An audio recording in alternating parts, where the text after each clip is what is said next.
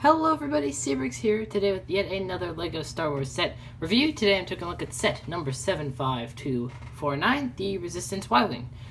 The set does include 5 minifigs, comes with 578 pieces, is recommended for ages 8 and up, and retails for $70 US. Now that being said, Amazon is currently having a pretty gnarly sale on this set. And if you use the link in the description, it'll take you right to the Amazon page where you can purchase this set. I believe it's going for $55, maybe more than that. But yeah, if you want to save some money, if you didn't pick this thing up already, you can go ahead and pick it up right now. The back of the box shows off some of the set's features as well as the minifigs. You have some really nice Kajimi background on the back. In the back of the box, which I really like. You can see they use the black Rise of Skywalker greebling style for the box art, the Lego and the Star Wars logo. Nothing really interesting on the sides except for an ad for Lego Life, and then you can see they have the Kylo Ren on the top and the Disney logo on the bottom. That's something I never really point out, but most of the Rise of Skywalker sets, and I'm pretty sure all of the Lego Star Wars sets from now on will have that logo, but yeah. Moving on, let's take a look at the build itself. I'm going to start off by saying that I actually really like this set. I know a lot of people were kind of turned off by that $70 price tag, which is understandable, but I think it's a pretty good Y-Wing. I mean, I think that I like the red and white color scheme. I think that that works really well. I like all the greebling they have sort of in the center. I think that the cockpit and the cannon piece, or the cockpit and the cannon combination sort of part of the set looks really nice. I don't really see what most people didn't like about it. I think that it's pretty good. I think that it's one of the better Rise of Skywalker sets in general. I mean, to me, I don't know, it might be better than the Millennium Falcon. I mean, I don't know, I really like it. Taking a better look at the back, you can see some of the greebling I was mentioning on the top of the ship. If I lift my camera up a little more, you can sort of see what I'm talking about. Just some nice greebling, a lot of repeated sort of building techniques, but still pretty nice.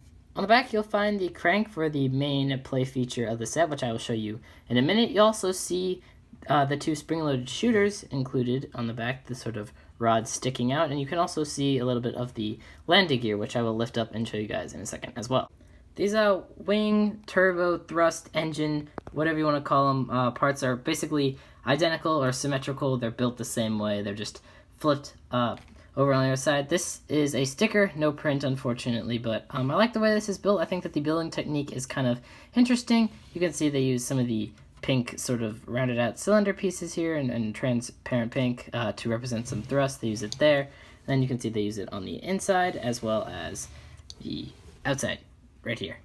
Of course, like every previous Y-Wing, you can of course lift up the cockpit piece, put a minifig in here, and then just close the cockpit piece. Zori Bliss and Poe Dameron both fit in the set, so you can make either one of them fly this thing or pilot it, whatever you want. And then you can also, of course, fit any astromech droid back here. It's also worth mentioning you could probably fit BB-8 or Dio if you really wanted, but the set does obviously recommend that you put an astromech droid in there, which is fine by me. I really like it. You can also angle this cannon forward and back. You can kind of rotate it around. It has a lot of friction, and I'm not sure if it's actually meant to do this, but yeah, you can rotate it around. You can forward and back, like I mentioned. And I think that that's, again, another nice play feature that this set includes. Here's a better look at the interior of the thing. You can see they use one printed console piece here, and I'm not sure what this is supposed to represent, but that's a pretty comfy little seat. But anyway, getting to the main play feature of this thing, if you're going to pick it up, I'd recommend you pick it up right here and place your thumb almost on this little dark gray piece and sort of use your fingers as support. Underneath, you can retract all of the landing gear here, here, and here. Pretty simple, pretty easy. And then if you do turn this knob, you can hear it, and I'll show you what's happening in a second. What you're doing is actually releasing the bombs that are in here. When you turn it, you can see there goes 1, there goes 2, and there goes 3. The set does only include 3 of those bombs, but they're pretty easy to make. I made a few extras when I was using this for something else, and you know, it's nice. It's a nice play feature. I'll show you how that works. All you have to do to reload the set is put the bombs in right here, crank it to the side, put another one in, crank it to the side. But then a problem is, most of the time, a bomb will fall out the bottom, as you can see. So it's really hard. You have to almost perfectly time it right, or you could just sort of stick it in the bottom. The piece broke. The piece broke there, but that's just one problem I have with the play feature. I mean, you can't really fit all the bombs in at a time, it doesn't really work. One always falls out, and for kids, I can see how that would get, kind of frustrating. You could always just set it on top like this, but if you are, moving it around or flipping it upside down or doing whatever, this will absolutely fall out. You just really gotta time it right. It's just, yeah, it's hard to work. It's just, it's a gamble. Sometimes it works, sometimes it doesn't, but as I mentioned, a bomb will, always fall out if you do get it in, so that's just really unfortunate. I wish that they could fix that somehow to where you could have all 3 bombs in here without having to remove any of these pieces, so you could still be able to tilt and swoosh the thing when you pick it up. First up, this is Poe Dameron. He is actually in his sort of Rise of Skywalker getup, which I really like, with the white shirt, and then you can see a little bit of his scarf. Underneath that, he has some nice hip and torso printing showing off a belt. He does come with sort of a satchel in a lighter tan, and then you can see he does have some back printing just showing some wrinkles and more of his scarf. His hands are done in the dark brown piece, and then his arms are obviously done in white. He comes with a light gunmetal gray pistol, and then he does have his ordinary expression, and then you can obviously turn it around and reveal his secondary face, showing more frustrated, angry, or, dangerous Poe. I like this fig. I think he's nice. He's a nice exclusive to this set. I'm not sure if we'll ever see this particular minifig again in any other Rise of Skywalker set, but I like him. It's nice to get him in something other than his pilot outfit. Next up, this is Zori Bliss. She is done really well, I think, in minifig form.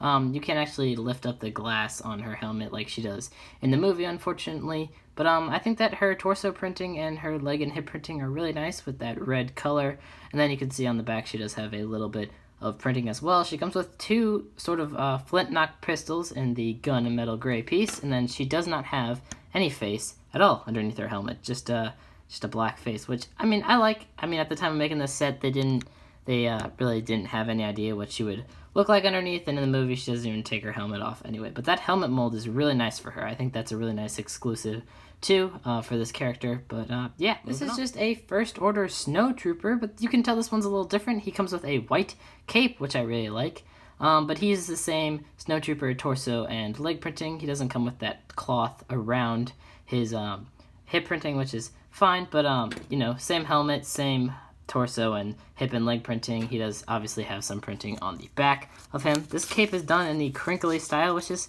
kind of strange. As you can tell, it's really hard to get up, but yeah, just a little bit of back printing on him.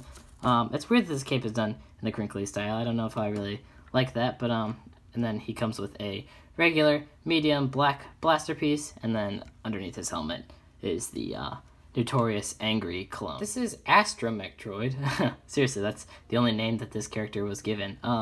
I like this Astromech Droid, though. I just wish they could have given him some name, even if they just make up a few numbers or whatever. But I like it. He's done in the sort of sand green or turquoise color.